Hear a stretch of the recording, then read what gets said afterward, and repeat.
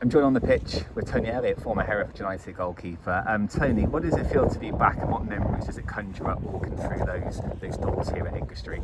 Yeah, Matt, it's great to be back. Obviously, real affinity with Hereford. Not just the club but the place. Of course, I had 3 fantastic years here. As it was then, Hereford United, winning the Welsh Cup, and obviously massive games against Man United and Notts Forest, to name but a few. But of course, my work with the FA, I'm often down here at the Blind College. So I obviously work with the England Blind Squad. So a lot of our players either work there or play there. So I'm still down quite often. But yeah, it's wonderful to be back, and I'm looking forward to tonight's game. How does it feel with no Blackfriars then? Remember all those Man United fans behind there in 1990? Yeah, I mean, I'm showing my age now, but I can remember that when it was a cattle market all behind there. So it's probably a good thing that it was the stand was there and covered that. But yeah, it's a bit weird. Obviously, it's a bit blowy tonight as well. The wind's going to come down the hill. Often played against that strong breeze down the hill. But yeah, obviously it's evolution. It's a transition that the club's going to go through. It'd be nice to see what goes in its place. So, but yeah, great crowds. Obviously, big matches.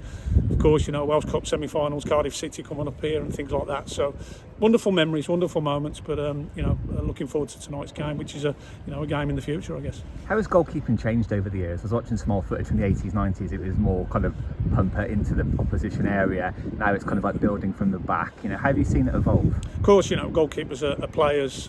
Now, so they've got to be very tactically astute, and obviously got to be able to play with their feet. They've got to read the game, got to understand strategy and that kind of stuff. So they're a huge part of the team, especially when like you said, when we're playing out from the back. So part of my job as a goalkeeper coach, but also a coach educator, is to look at the game and recognise what the role of the goalkeeper is within that, and then obviously educate the goalkeepers of now and the coaches of the future.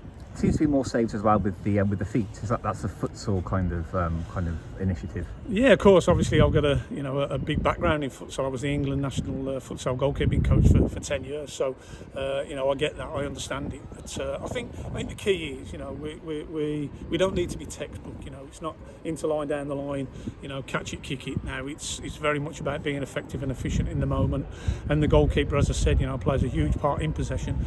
But the way that they make saves now is changing. It's evolving because of the game and the speed of the game. So as long as it keeps the ball out the back of the net, I think that's the main thing. And you've got a podcast as well, Tony Talks. How's that going? Yeah, fantastic. We've done 3 episodes up to now. We've got a fantastic 4th one coming up with Manchester United women's goalkeeper coach Ian Wilcock, who of course was the man behind the rise of Mary Earps in the women's game over the last 2 or 3 years. So a fantastic one to look forward to. Hopefully we'll get that out before Christmas. If not, it will be our New Year special. But the feedback we've had has been wonderful. It's not a podcast for stories. It's not a podcast where we're going to live our yesteryears.